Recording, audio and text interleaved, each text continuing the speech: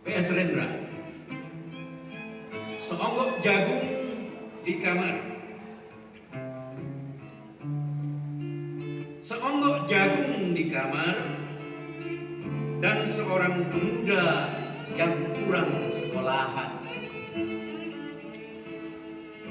memandang jagung itu. Sang pemuda melihat ladang, ia melihat petani, ia melihat panen. Dan suatu hari subuh, para wanita dengan gendongan pergi ke pasar. Dan ia melihat suatu pagi hari di dekat sumur, gadis-gadis bercanda sambil menumpuk jagung menjadi maizena. Sedang di dalam dapur, tungku-tungku menyala. Di dalam udara murni tercium kue jagung. Seonggok jagung di kamar dan seorang pemuda. Ia siap menggarap jagung. Ia melihat kemungkinan. Otak dan tangan siap bekerja. Tetapi ini,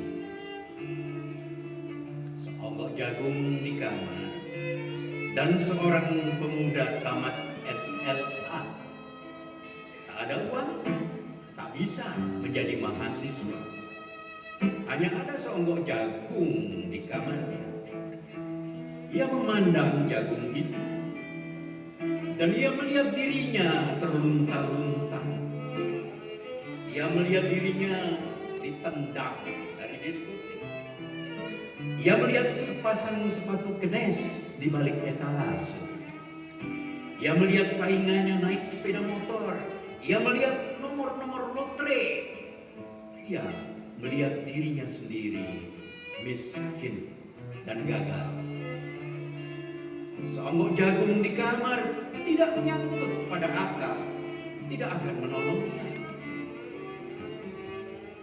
Seonggok jagung di kamar tak akan menolong seorang pemuda yang pandangan hidupnya berasal dari buku dan tidak dari kehidupan, yang tidak terlatih dalam metode dan hanya penuh hafalan kesimpulan, yang hanya terlatih sebagai pemakai tetapi kurang latihan bebas berkarya.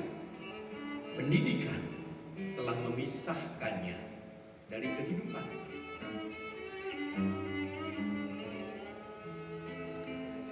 Aku bertanya, apakah gunanya pendidikan bila hanya akan membuat seseorang menjadi asing di tengah kenyataan persoalannya?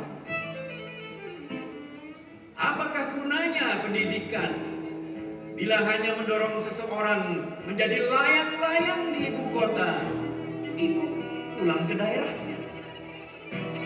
Apakah gunanya seseorang belajar filsafat, sastra, teknologi, ilmu kedokteran, atau apa saja bila pada akhirnya ketika ia pulang ke daerahnya lalu berkata, di sini aku merasa asing dan sepi. Rendra, Taman Ismail Marzuki, 12 Juli 1975. Diambil dari potret pembangunan dalam puisi. Sekian, terima kasih untuk perhatian semua.